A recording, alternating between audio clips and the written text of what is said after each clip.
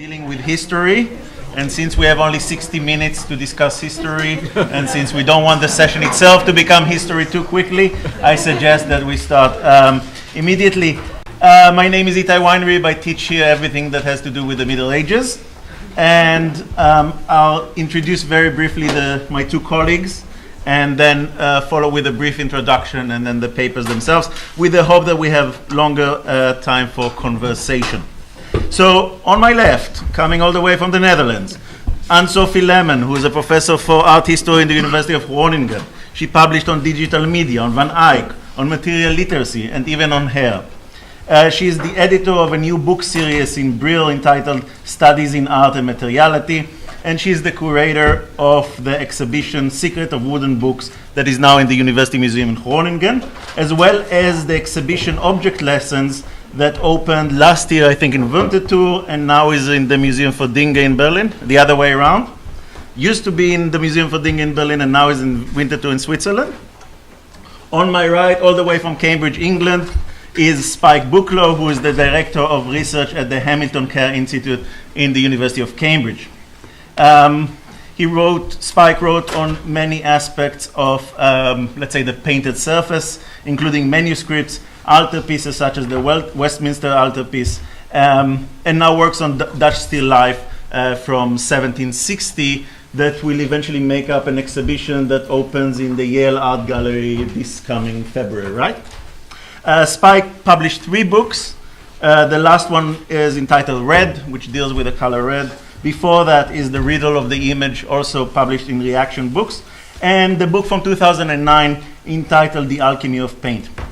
I think it's safe to say that The Alchemy of Paint was the first book, to my knowledge at least, that ever tried to take data collected by conservators and combine it with, let's say, humanistic research and academic writing. And when I say academic writing that I can actually assign to your students. And so in that sense, this book was really a path-breaking book, and myself and many others are trying ever since to imitate that book and your other work. So I'm very happy that you're with us here.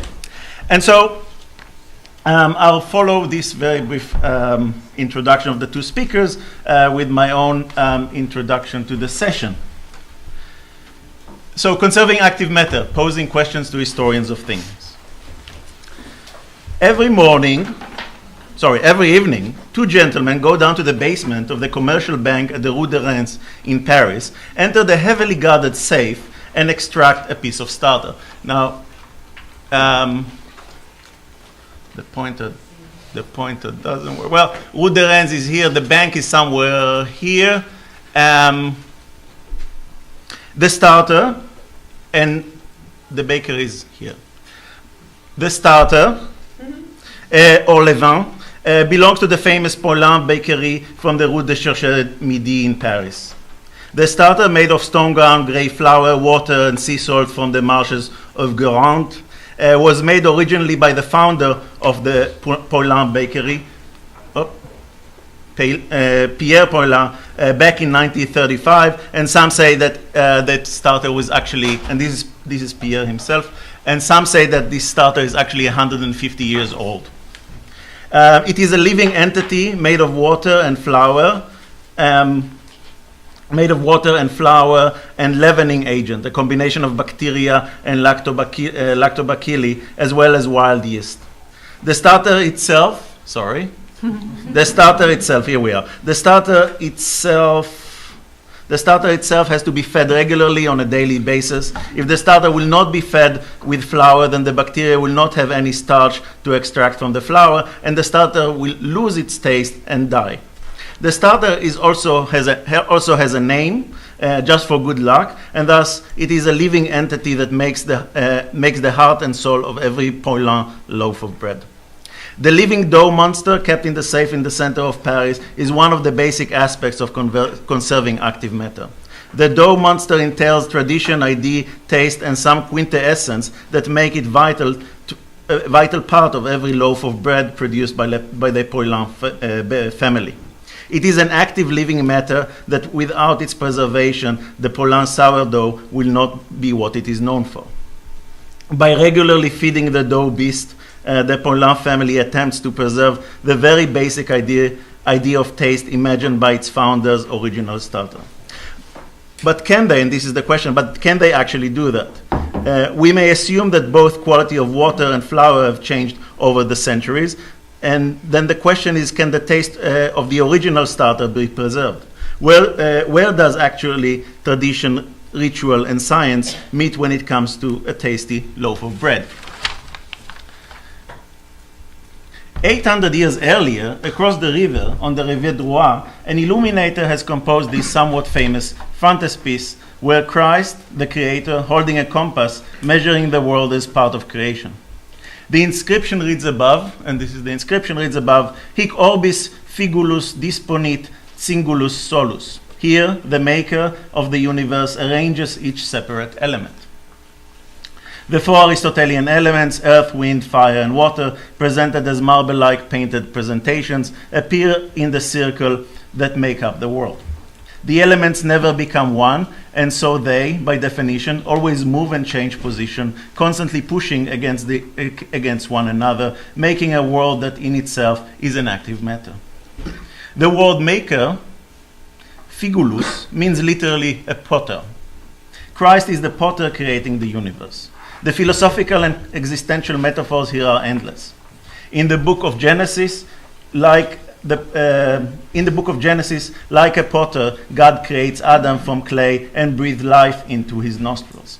And in another account, in the book of Isaiah, a line reads, as if the clay should meditate against the potter, and the work would say to its maker, "You did not make me." Yesterday, Justin, a philosopher who spoke yesterday evening, has spoken on the philosophical grounding in active matter. Whether it is the arrow of Zeno or the ship of Theseus in the paradox, both of them eternal philosophical problems. For the historians, the situation is a bit different, as we have to think of knowledge paradigms and paradigm shifts in their potential influence on the interpretation of active matter, both for historical figures and for ourselves. Here, in the border of the mandorla surrounding Christ, a pseudo-Kufic script denoting nothing but a seeming Arab script may give further clues to the reception of ideas surrounding active matter and ideas of and theories of creation. And here is, it's very hard to see, but here is the pseudo-Kufic script. If theories regarding creation in Latin Western Europe were chiefly Platonic and relied heavily on the Timaeus, then in the 13th century, a surge of translations from Arabic brought about a new Aristotelian concept found in texts such as the Anima or the Animalibus, changing notions of understanding of what could be defined as active matter. Intellectual paradigm shifts, as those presented by the reception of Aristotelian science, influenced 13th century writers such as Albertus Magnus and others. And of course, they influenced manuscript illuminators such as this one. Writing on such objects such as bezoar stones, an antidote for any poison, Albertus questioned the place of active matter in the world. Conceptualizations such as that of Albertus have triggered the production of fake bezoar stones in places such as Goa that were then marketed for the European market. What does this tell historians about belief, about nature, about taste, and the ability to market active matter not based on empirical knowledge? What does it say about the object we study, and what does it say about our human subjects?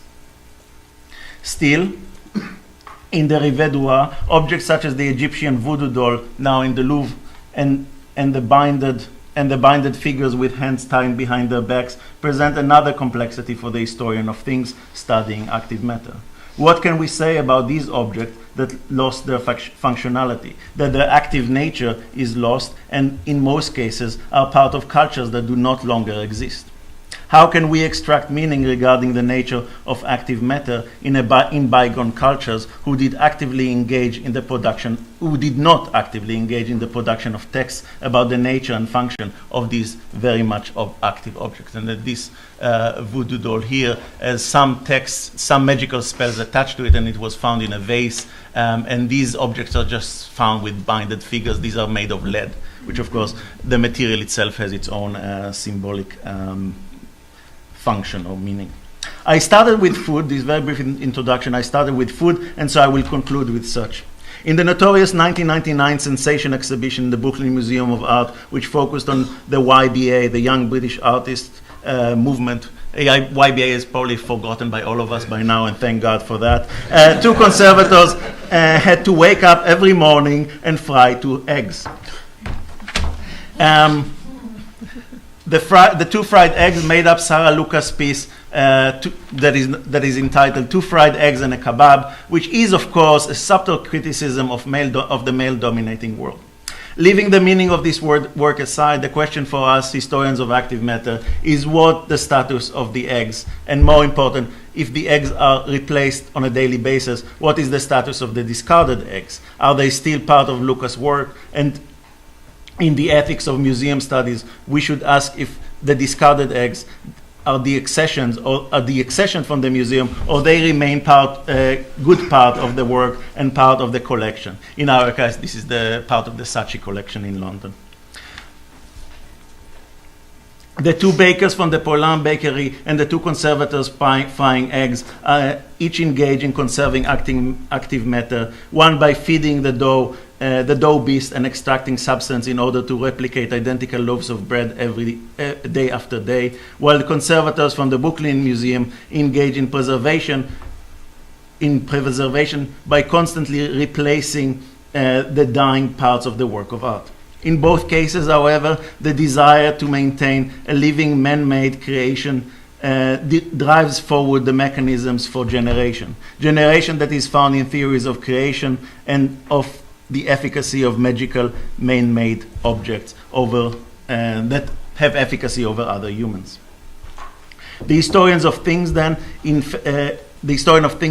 is faced with endless complexities, dealing with cultural circumstance, communal intentionality, ritualistic consecration, as well as artistic license, and more so the historical ability to understand notions of selfhood, imagination, and free will. All of these are questions that are not answers, and that hopefully together in this session and the sessions to follow, we will start finding answers for. So thank you very much, and now we're moving on to Anne-Sophie.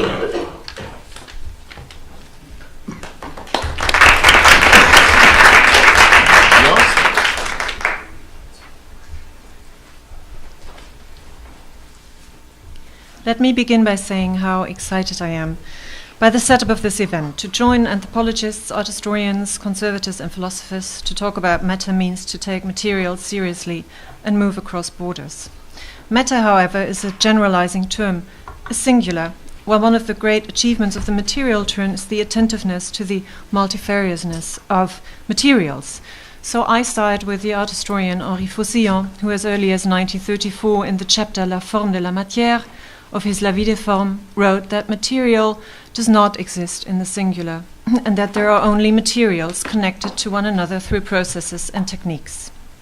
Some 80 years later, the anthropologist Timothy Ingold argued much along the same lines that not only matter, but also materiality is a term that avoids the distinctiveness of materials by assuming an abstraction from their specificity, while what is to be gained by the attention to the material world is knowledge about the specificity of materials and their particular ways of connecting nature to culture.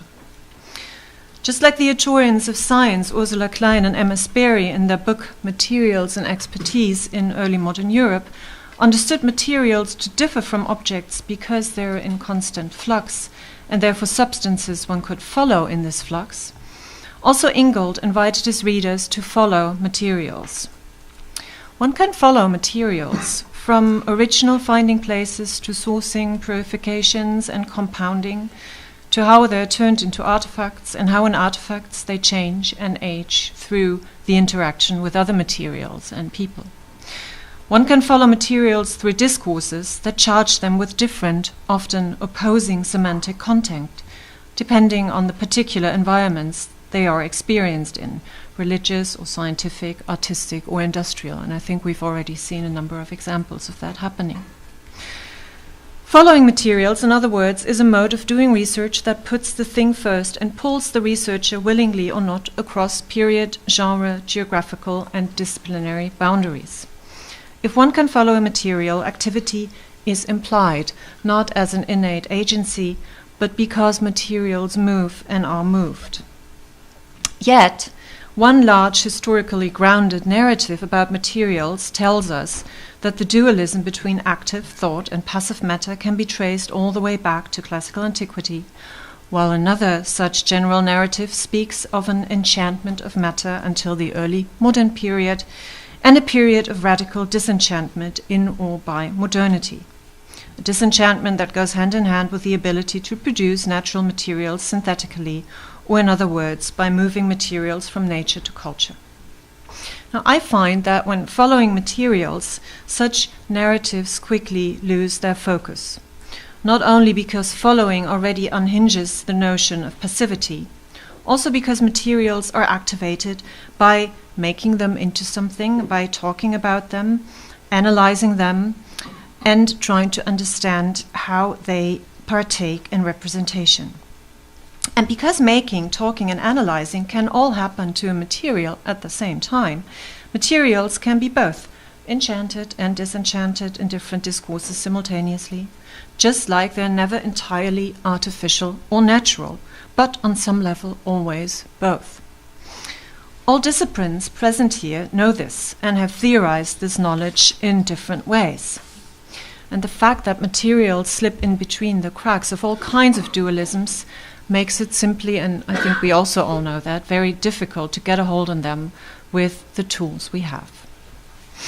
The 19th century, in which not new materials are invented, which it is often described as, but rather new forms of splitting and combining them are applied. There are substances that can demonstrate this point of slipperiness well, and I've chosen two: aniline dyes used for hand coloring early Japanese photographs, and galalith, one of the first bioplastics.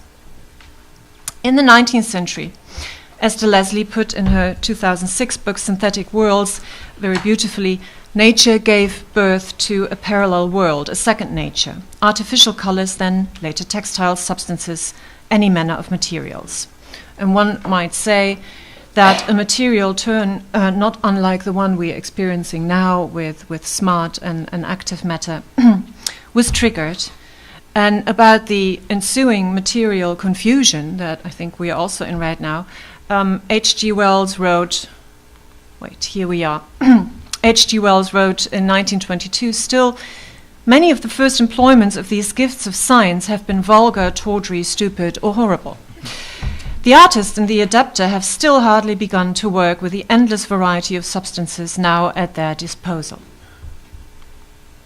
Now, among the gifts of science, aniline dyes were substances which did not need much thinking about what to make of them. Color could be applied to anything, from fireworks and clothes to posters and artificial flowers. One application of aniline dyes was the hand coloring of photographs.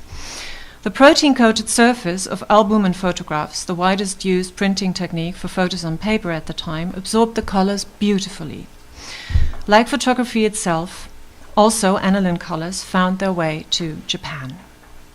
They were used for woodbill printing and photography alike, and they were, in recent scholarship, they're associated, aniline is associated with Western modernization. Yet aniline dyes were also transformed on a semantic level into native watercolors by those who re-imported the photos back to the West. Hand-colored photographs had first seen the light in Yokohama at the beginning of the Meiji period and were initially manufactured by European photographers in collaboration with Japanese colorists and later by Japanese photography studios.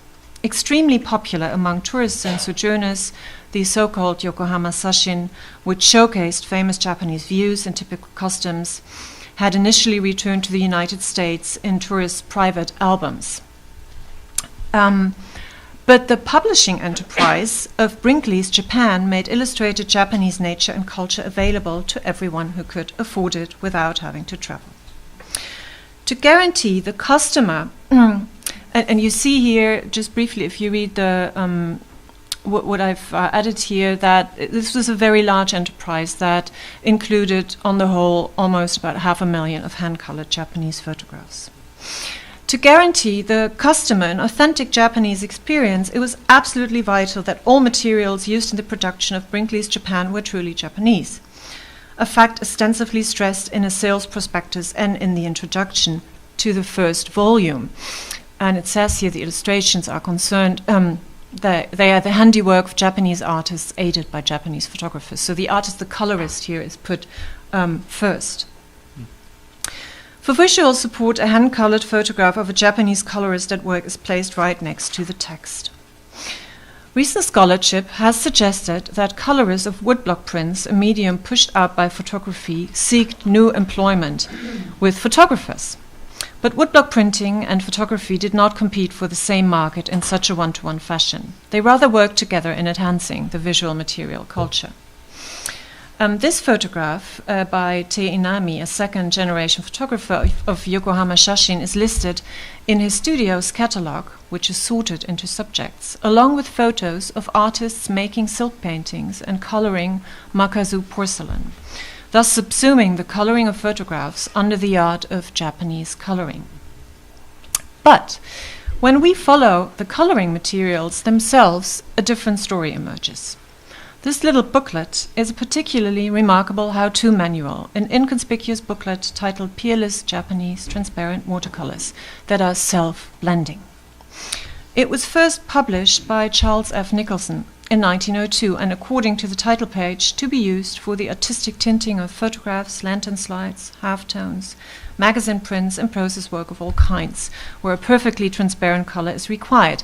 And in the introduction, it states, "The art of transparent tinting, which had its origins in Japan, and the wonderful skill of the Japanese artists in this line of work, has excited universal admiration." And this is where the booklet then is conceived as coming from. Printed in several editions, the manual is not unique in terms of quantity, but very exceptional in its genre, because it contains not only the instructions on how to color, but also the materials to do so. And you can see here a list of the colors, and then here follows the coloring material, which is pressed in a dry film on 15 single sheets of paper in as many tints, ranging from royal crimson to light blue. Each color is accompanied by a short text that stresses the particular characteristics and applications of the color. Small strips of the color sheet are to be cut off and dissolved in water, after which the paper can be removed, leaving the colors ready to use. And you can see this has been happening to this page. Nicholson, however, who eventually got a patent on these colors, had no Japanese ties, and the addition of Tokyo, Japan to New York and Boston here, without an address, is a decoy. He can be traced to photographic industry in Rochester, where he lived, and where his father had been a dyer at the time when aniline hit the textiles market. FTIR, Raman spectroscopy, and fading tests carried out at the Getty Conservation Institute in 2013, when I researched this booklet, showed that the color material that you have just seen was indeed synthetic. And the application of some of the colors that I did, here we did some experiments, and the application of the colors that I did on this guy from Albany produced excellent transparency and almost natural self-blending indeed. In fact, Nicholson himself advised his colors in this advertisement as being Japanese only in a certain way, revealing that the coloring of Brinkley's Japan photographs was not all done in Japan, but with his colors in New York, in a Japanese studio, maybe by Japanese people, which one could visit to have one's own photographs colored, but that in fact, if one would buy the booklet, his colors enabled everyone to become a colorer as skilled as the Japanese. Well, only looking at the photographs such as this and reading about it would leave the story of Japanese hand-colored photographs intact. But following the aniline-based watercolors and their association with an aesthetics of transparent coloring that was framed Japanese reveals the intricate relations between actual materials, artistic practices, and cultural semantic charging, and also, of course, economical interests. Nicholson's colors were made Japanese not by substance or origin, but rather through the practices of paint application and ensuing Japanese aesthetics. The color's transparency and self-blending properties were due to the perfect chemical match between protein-covered paper surface and aniline, the result of which appeared so natural that they seemingly opposed the crude color mania that aniline was accused of, dovetailing with the sublime, tasteful, and traditional coloring craft of the Far East. Knowing this does not only question cultural oppositions, it can also move conservation of these photographs, which are present in large amounts in many museums, further. Now, to my second material, galalith, which, like H.G. Wells described it, had indeed to look for its applications after it had been patented, around the same time as Nicholson's watercolors, but in Paris. Galalith, literally milkstone, is an early bioplastic based on casein, milk proteins that form 80% of the proteins in cow's milk and cause its coagulation into cheese. In the early 16th century, the Bavarian Benedictine monk Wolfgang Seidel wrote down the earliest known description of how to make casein-based substance for horn substitute. What made galalith around 1900 a material with an impact was the hardening of the substance in formaldehyde. The thickening casein was pressed into sheets which could only have limited width, or rods with a limited length, and dried, a process that could take up to a year. The result, as a contemporary put it, had all the good and none of the bad properties of celluloid, and we saw some celluloid yesterday in the talk by Glenn Worthen. Galalith is hard, fire and water resistant, has a smooth polishable surface, and is velvety to the touch, almost like the real thing. But casein, though subsumed under plastics, lacks the most characteristic properties of plastic. It cannot be molded or poured. It only hardens in these forms, which can be worked much like actual ivory, turned on a lathe, carved and cut. The production process and the resulting form afforded only the production of specific shapes, just like the materials it imitated, ivory and horn. And you can see that in the productions here of the Galalith Gesellschaft in Hamburg. Or like piano keys, and maybe handled by many of you unwittingly on a daily basis, knife handles. Because it was protein-based, and you've seen some examples of that already, it, just like albumin paper or photographs, is very susceptible to aniline dyes. And just like that, the match was perfect and made for vibrant, just as well as extremely natural-looking colors. And here you see a sample sheet of present-day galalith. In the UK, galalith was produced under the trade name Erinoid, and here you see a list of all the different trade names that emerged in the early 20th century. In the US, aladanite. With its transformation into everyday objects, but also its availability as raw material for insulation purposes, galalith started gaining attention throughout Europe until the Second World War, with milk shortage, ended its success, although it was produced until the 1950s, also near to Groningen, in the city of Leeuwarden, and it's not listed here. Oh yeah, it is listed here, the Hollandse Kasolietwerken, Kasoliet. From 1910 onwards, until galalith even had its own journal. The journal, the Fachzeitschrift für Drechsler, Elfenbeingraveure and Holz... Oh, I should translate. It's Journal for Turners, Ivory and Wood Carvers, had a special edition of galalith. And it appears that galalith was accepted as an extension of the material family it substituted rather than as a threat to it, which is quite unusual at the time.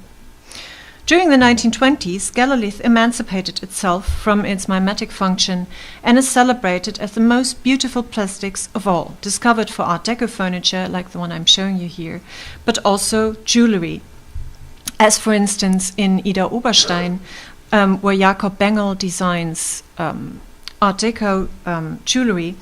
And this is a place that had a long history in imitating jewel materials, such as, for instance, the artificial coloring of agate. Galalith's shiny, robust, colorful qualities made it the perfect material to translate contemporary abstract forms into affordable decorative arts. And here is a last example, a study for a monument by Czech artist Zdeněk Pezanek. Even the fierce critic of material imitation, the German art historian Gustav Patzauerek, and he is fierce, you can see that, stressed its potential in his book, Good and Bad Taste in the Applied Arts. Patzauerek was curator at the Stuttgarter Kunstgewerbemuseum, where he created a chamber of horrors, filled with kitsch objects ranging from artificial flowers made from fingernails to faux bois vases, in order to shock visitors into good taste. He loathed imitation, and as a member of the German Werkbund defended the notion of truth to materials, Materialgerechtigkeit. With regard to Galalith, however, he argued, good taste and economic hindsight demand that we do not waste beautiful raw materials. Isn't it a waste that in Germany 53,000 kilos ivory are used to make combs? Could we not substitute this material, which we need to make art, and not for knife handles, piano keys, and billiard balls, with Galalith? It seems then that Galalith, not only as an imitative substance, but also as an independent substance, escaped the criticism due to its perceived naturalness, hardness, whiteness, or rather, and I'm starting to pass this around, this is a piece of it, hardness, whiteness, or rather color perceptiveness, warmth, smoothness, and also semi-translucency. And this is all afforded, of course, to you by the preserving power of formaldehyde. Another aspect made Galalith ambiguous, and that is time. And if you observe it, well, you can see that, but you can also see it on the slide. Time is usually not a factor in the production of synthetic materials, or so we think. But time is, because time is for nature, where materials need to grow or accumulate over thousands of years. But casein plastics have to be hardened and dried for up to a year. Otherwise, the sheets become porous and break. And the time and process of making are also visible in the material. They're present in the layers that you can observe. These layers do not imitate growing rings. They are really an actual index of the material's making in layers and pressed together. And interestingly, the visibility of these layers adds greatly to the aesthetic value.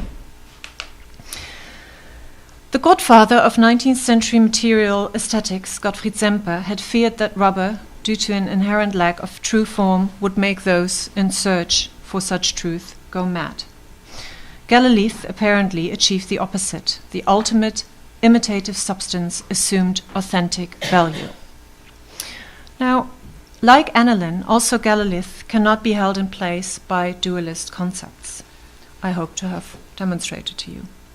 And again, this does not become apparent when analyzing the material as part of a work of art or as part of the history of plastic, but only when its properties, its history of making and using, and its different semantic chargings are researched together. Matter, I believe, is activated by research, by taking it seriously, but it does not speak for itself, though the 19th century, against the commonly held idea of its material disenchantment, did make materials speak. In her book, Autobiographies of a Lump of Coal, a Grain of Salt, a Drop of Water, a Bit of Old Iron, and a Piece of Flint, published in London in 1871, Annie Carey has these materials come to life and engage in extensive conversation with a group of inquisitive children. And this happens when they're actually experiencing the material while eating or while looking at a fire. And the lump of coal they are talking to, before burning up and disintegrating, which it has a whole philosophical and material science argument about, but before that defends its bleak blackness, which the kids point out, by saying that it actually also delivers the delicate colors mauve and magenta, so the basis for aniline. Carey's object lessons are part of a pedagogical tradition. Maybe we should call them not only object lessons, but material lessons. And I think we are also presently activating this tradition again by following materials and pointing their lives out to one another. Thank you very much.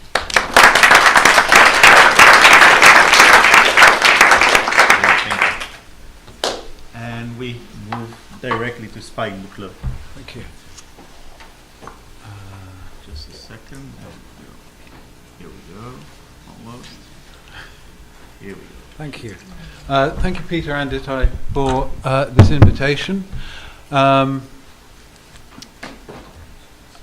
talk is called Painters Matter, from Thomas Aquinas to Thomas Browne. I'm perfectly aware that, well, I assume that neither of them painted, but they're convenient endpoints for the period in question that I'm interested in, which is mid-13th to late 17th century. So if we think of the 18th century as transitional between what I'm talking about and what Anne-Sophie has talked about, that's why I've put them there.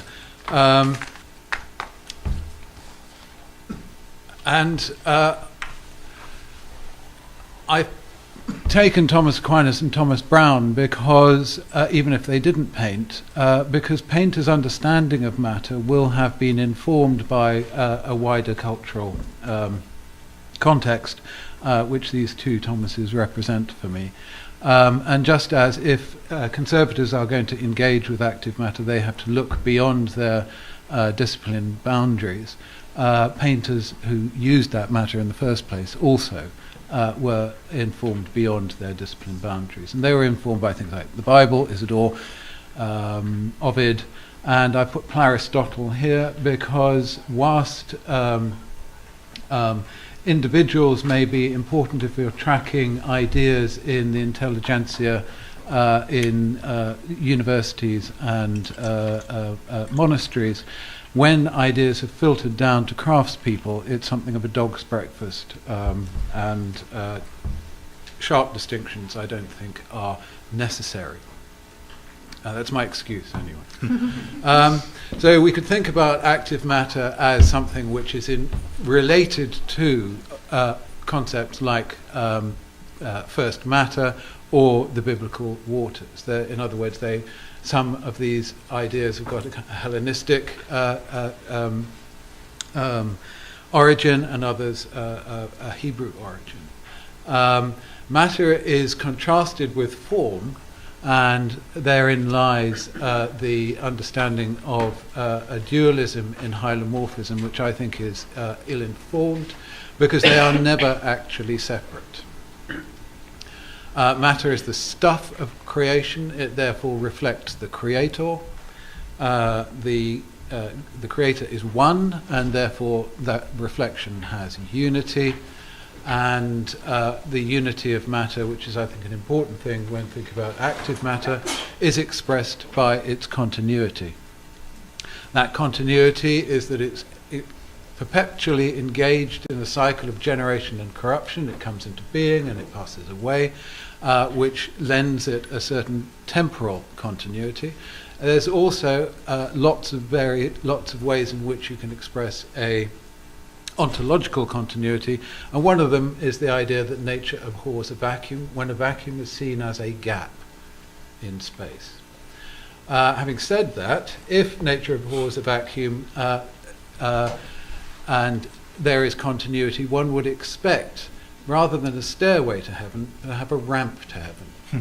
That stairway is implying there are discrete steps at which point there may be the horror of a gap, a vacuum.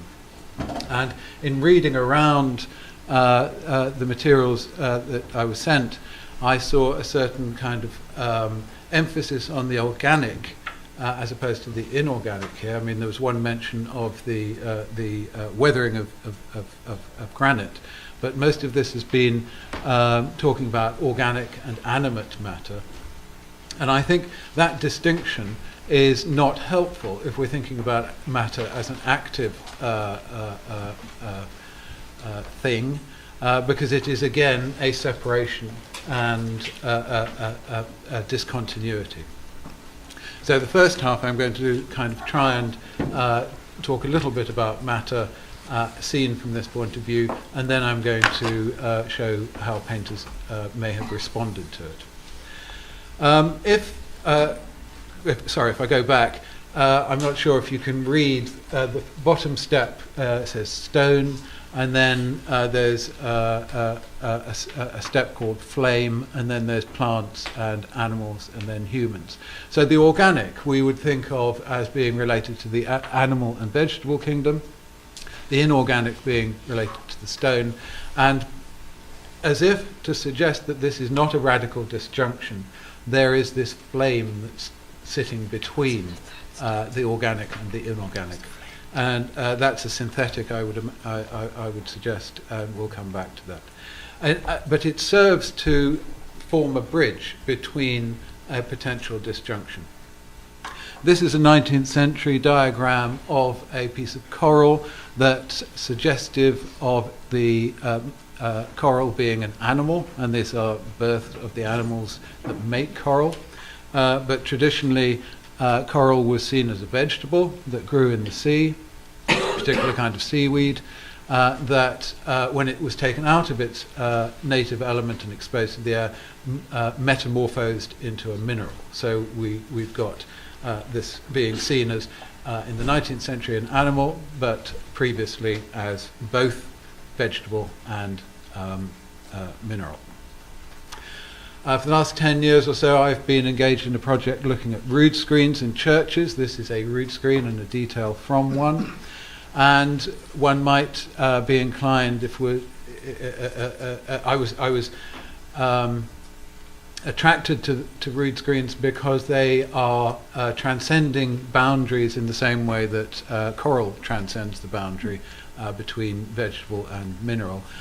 These are, they're not wall paintings, they're not easel paintings, they're not decorative art, they're not fine art. They are art, but they're not in museums, and that made them quite attractive to me. And if we look at them in material terms, you could say that looks primarily organic. The superstructure is made of Baltic oak, which is obviously a tree, it's a vegetable. The paint medium is oil, that's extracted from another vegetable, flax. Some of the red colours that you see there are also vegetable, madder, extracted from madder roots. But other of the reds are animal, so crushed beetles. And there are also minerals. So the halo, for example, is gold, and there are earth pigments as well. And I want to draw your attention to the white face and the green background in that detail. These are neither animal, vegetable, or mineral. They are synthetic. At one stage, the matter which is now that white face was a metal, lead, and the green background was another metal, copper. And they were transformed into what you see now by taking them out of their natural element and exposing them to vinegar, urine, and dung to give you what you see. So this is not a purely organic structure. Having spent 10 years looking at this, I'm now spending more time looking at outside, because there is a relationship between the object and the building in which it is fixed. And the outside of this building, it's a church in East Anglia, looks pretty inorganic. It's actually chalk with lime mortar holding it together. But to think of this as an inorganic structure is actually wrong. I'd never met that book about autobiographies of objects, but I will read it because she's writing about an autobiography of flint. And I just want to quickly whiz through the autobiography of Flint, not having read that book. We think of flint as almost definitively sterile stone, but actually it's silica, and that silica is dissolved skeletons of marine sponges. And top left you can see an example of a marine sponge that is not yet fully dissolved. If you fully dissolve that marine sponge skeleton and get pure silica, it can coagulate somewhere, and in the center there's an example of where it's coagulated and entrapped another organic structure, leaves, and bottom right is where it itself has been entrapped by other organic structures, and those at the bottom on the right are sea urchins that it has taken the form of. This was all recognized by the people who built those churches, because of course they were working with flint on a daily basis, and the presence of organic matter either in or inorganic within the form of organic was understood in terms of petrifying forces. The transformation of coral from vegetable to mineral was mythologized in terms of the petrifying forces of the Gorgon's head, and Albertus Magnus, who I mentioned, talked about the petrifying forces of heaven, which are so powerful they generate life forms even in apparently inhospitable materials like flint.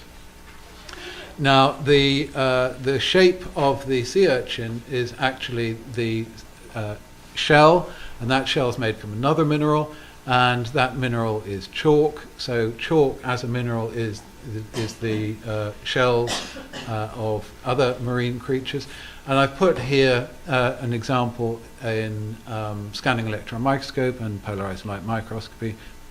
These are both from paintings. To acknowledge that we have different views and we have perspectives now that were not available to people up to and including Thomas Brown. But I don't think we should be confused by the technologies, the sophistication of technologies, and the sophistication of thinking that lies behind those technologies. There's a very big difference. So whilst they may not have had scanning electron microscopes and may not have talked about the carbon cycle, which is what this is part of, if you look at the etymology of marble, they were fully aware that what now makes a mountaintop was once a life form at the bottom of the ocean. Now, those metamorphoses from the bottom of the ocean and alive to the top of the mountain and dead are things that happen relatively slowly, but the same things are happening within the lifespans of individuals. This is a wall painting from a church, and if it doesn't look very good, it's because most of it's fallen off. And the reason it's fallen off is because rain has fallen in the graveyard next to the church. It has extracted the soluble salts out of dead bodies. They have migrated across the graveyard, and they are in the foundations of the church, and they move up through the wall of that church, which we think is passive, but it is active, and it's made out of dead bodies itself. And it then is sitting inside the thickness of the wall. Now, it would stay there, apart from the fact that there is activity in the church, even if there's nobody in there, because the sun shines, it warms up the air, it decreases the humidity, and the water that's in the wall is drawn into the body of the church. When that happens, the soluble salts have got nowhere to go, they grow on the surface and they knock the wall painting on. And everybody knew this. They knew it even if they weren't painters or didn't go to church, because exactly the same salt, not extracted from dead bodies, but extracted from dung, was the basis of all military technology, in that it's the key ingredient of gunpowder. And because this was associated with state security, it obviously overran individual rights, and everybody was therefore fully aware of this, because they might have their garden dug up in the interests of state security. So this is not unknown to the majority of people. This is everyday common knowledge. So how was that everyday common knowledge manifest in a painting? Here is a 17th century painting of flowers. This is about active matter, so one of the subject matters in a flower painting is the activity of matter. You have a tulip there that is in the process of wilting. You also have a watch that is alluding to the progress of time. And I hope you've noticed that you've got blue leaves. Those blue leaves were once green. In this particular instance, the green was achieved with two layers. A blue layer, which happens to be inorganic and stable, or relatively slow changing, and then a organic layer over the top that happens to be relatively quick changing. And the organic layer over the top has faded. It was yellow, and therefore we now only see blue rather than green. I don't know what it is, because chemists are obsessed with identity, and I've put a putative identity on the right, but my etc. means that there are dozens of other structures that are very similar to this, and actually once it's faded, that has lost its identity, becomes something else, and therefore this is a material that frustrates conservation scientists. But if you look outside, it's almost certainly a buckthorn berry that is the source, and its name, tinctura, suggests that it's being used for its colour. There's a closely related thing which is the common buckthorn, and it's got a different name, Cathartica.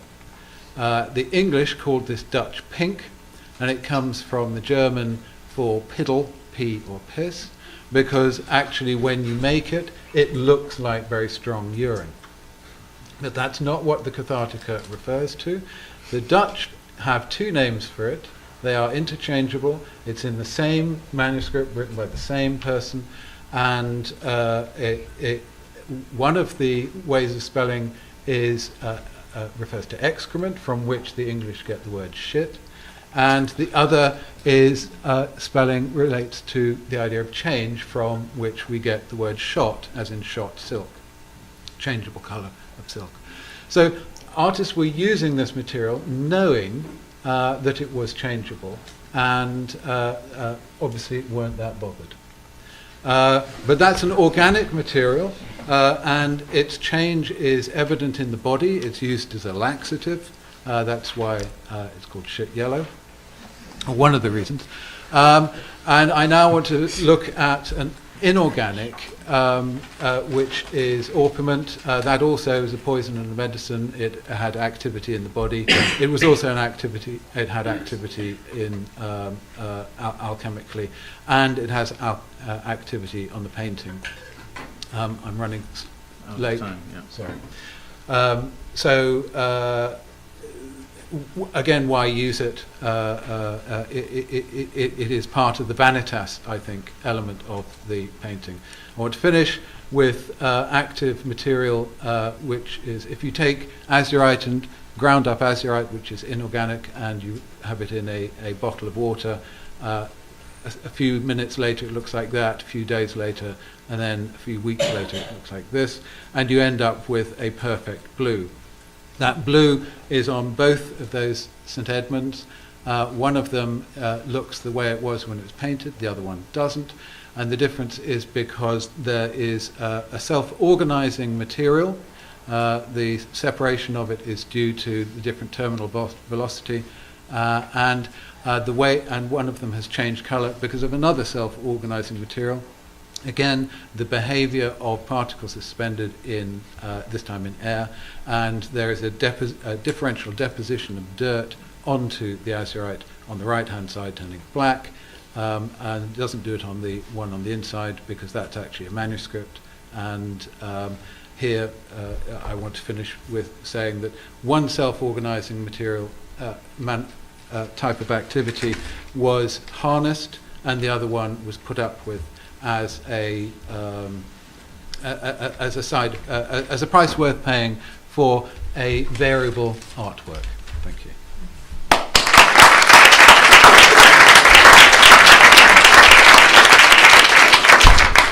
So we have exactly 5 minutes for questions and answers, or just questions. Anyone would like to start? Maybe in the back. Well, yes. Jen. This is a question for Anne-Sophie. I was fascinated by your description of the reception of the alum dyes, and in the 19th century in the American textile industry there was sort of this witch hunt against these modern materials and how vulgar they were thought to be. And so we see a lot of Berlin work from the period that was made natural dyes with indigo and madder as well being dismissed because it was made with these synthetic dyes. And the question is, I was wondering why you think some of these new synthetic materials are embraced. For example, in the mid-20th century, you see polyvinyl chloride, and that becoming the height of fashion, and people having all these PVC rain jackets where others are rejected. I think you can only answer that by doing what I've hoped to show, just following them and seeing what happens. And usually the answer is not only in the cultural or the semantic charging, which is a term I like very much because it gives you the idea of how differently materials can be turned, but also in the material capacities. I mean, for Galalit, that's absolutely the case. So it always comes together. There is no, I believe, no saying it's either or. It's just a culture, just the fashion, but it will always at some point lie in the material makeup of the stuff. Spike, I have a question for you. So the question is maybe historiographical. I mean, most of the stuff that you showed us today shows how the world was basically organic, and there was a clear understanding that the world around you was organic. But when we started, or you started learning, and when I started studying, we were taught that all of these things are inorganic, right? The steel, the dead, and now today you showed us that even the dead are living dead. And I wonder what is this historiographical model? What happened, or how can we? I want to ask you how we can reverse things, but what happened that made us realize that made us think that the world around us is dead? I think this was alluded to. You alluded to this. I think it's an enormously complicated question. Hey, that's why we're here. Yeah, I know. But I'm sorry I overran. So I don't think I can come up with a 2-minute answer. 3 minutes? All right. Do you want me to try? Sure. Sure. Well, because I've been trying to think about that I've been thinking about that for a long time, and I think it has to do with simply the fact that it gets so complicated so quickly once you really start engaging with materials, like you have shown immediately. Once you go to that, we need these large distinctions. They're just easier to think with. And now we are sort of running up, at least that's something I experienced also around the table already this morning, against the barrier of our not so refined vocabulary. Yeah, I think I was being cowardly, and you're absolutely right. It is to do with complexity, but that complexity is only when you try and represent it in an abstract fashion. But that's what that's what we tend to be doing at the moment. But that is to do with the status of knowledge, and if you have a phenomenological approach, it's actually extremely easy. So it's that shift from phenomenological to an abstract that I think is the key. Pamela? I would just add that I think the stimulus comes from a lot of different places. I mean, ecological thinking, microbiome, theories about the microbiome, social construction of nature. So I think this is a much broader approach to our objects of inquiry than just materials, although they are where the rubber hits the road, I think. Yes. I was really intrigued by your description of shit yellow. I've been intrigued by this for many years, and I'm glad that you showed it. But embedded in this was the idea of alchemical change. Yeah. And I wanted to know, from your opinion, if you could relate this back to what was talked about this morning, when we're talking about integrating technology back into our understanding of active materials. Because in that case, alchemistry is really the medieval manifestation of an active material. Yeah. And maybe we try to use that same sort of analogy to talk about what we're doing today. I think that's I would 100% agree with you. And I also would say that alchemy is a logical way in which one can exploit hylomorphism. And I know hylomorphism Hylomorphism has had a bad press as a dichotomy, but actually it is not a dichotomy, and alchemy is where you see that fusion of form and matter that makes it is, I think, the bad press has come about because of taking historic analogies literally. So highly has been called wood, it's been called clay, it's been called wax. These are all perfectly legitimate analogous ways of representing highly. However, each one has its own form. And you just have to look at a craftsman and they will say, even if we are taking that as our analogy of matter, it is matter with form. There is no such thing as matter without form. And it is from the craft experience of the behavior of wax, clay, or wood that you understand the unity of it. That is alchemy. Anne, did you? Anne? Oh, you skipped? No? I do. I have a simple question.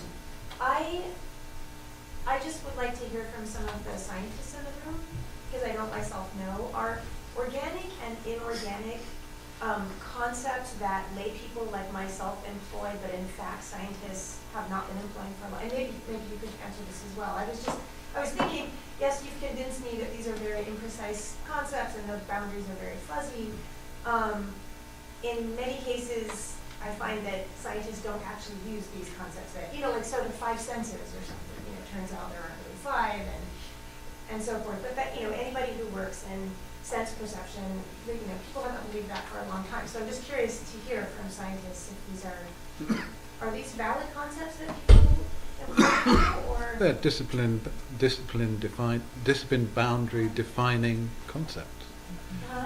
In chemistry, fact- organics is a study of carbon, and inorganics everything else. yeah, so it's not like, so it isn't, things that have been living and not living or something. It's very precise. So that's what I was wondering. It's just like if we sort of took a scientific conception of organic, it would be much more precise, and then this blurring would sort of disappear. Or the other way around, right? That's Well, the that's point. what That's I'm the other way around, right? That the science is forcing us to Yes. think in a way that does not really exist, Yeah. Exactly. and limiting us. Yeah.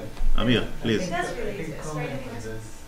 So the concept of organic material itself is a concept of few elements that come together in terms of really specific chemical bondings that construct the organic materials.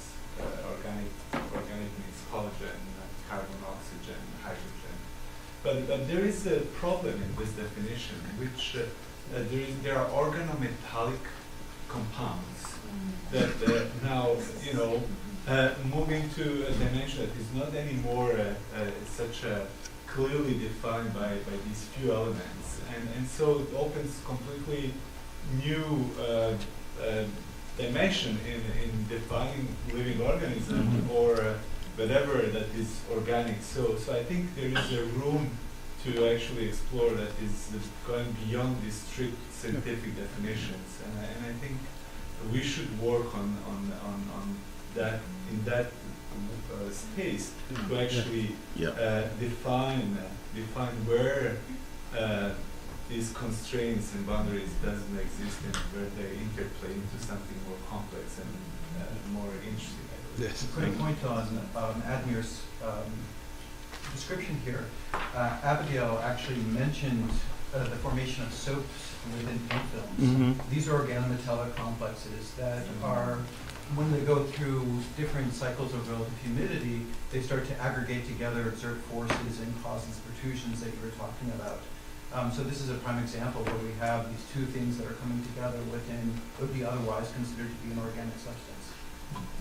To Noel Dawson, Mark's comment, I would say that every painting that we work on is an inorganic and organic composite. The organic material being the binder, the plant resin that holds the painting together, and the inorganic material often being the pigments and fillers. And they do, as Mark suggested, there is some molecular self-assembly that goes on that leads to a lot of the degradation that Abby was talking about, that we're still trying to understand the driving forces behind it. And as these paintings degrade, the metal ions get released into the organic component, into the binder, forming a new type of matter called an ionomer. And so it seems like such a simple problem, why can't you fix this painting? And yet, in reality, we have all of this activity going on inside of different layers. Thank you. Peter? Yes, so this is a really interesting moment where the language of precision is the language that's causing us confusion. But actually, I want to take it back to Spike's daring, maybe throwaway, but perhaps incredibly fruitful comment that this turns on the difference between abstract or phenomenological thinking. So, where does this turn to active matter come from? We, in terms of dating, it's the 1990s, maybe a little bit earlier, not much. But if you're right to see this as phenomenological, then is the long prehistory back to Husserl and Heidegger, and in turn, right, looking even further back, is it where the pre-Socratics go to Socrates? Yeah, absolutely. Yeah. It is not new. It's as simple as that. And whilst I was asked to talk about pre-modern, that doesn't mean pre-modern's dead. Pre-modern refuses to go away. We may know and appreciate the work of NASA and the Hubble telescope, but we still talk about sunrise and sunset. Phenomenologically, we still live at the centre of the universe, and it is not going to change. All right, on that on that note. I need a drink. Well, it's only noon. Yes. I was just as a last remark, because you said hylomorphism has been under stress, but I think the reason for that is the implied hierarchy. That's the problem, and not the thing in itself. And if you try to historically retrace the history through theory and philosophy of coming to terms with the hierarchy and hylomorphism, then you can you find Fusillon in art history, and at the same time in the 1930s you find John Dewey really trying to get to terms with that. And if we could trace that back, we might get a sort of parallel history of trying to think things in balance. And what is probably also a possible danger of this moment now is a sort of swap, right? So active matter becomes against or turning the hylomorphism around, which will not get us anywhere. So it's about keeping the balance, I think. Well, thank you very much. It's time to break for lunch, but we will be back at 1:30 with the philosophers. And so many more questions to ask and many more to hopefully answer. Thank you very much, everyone.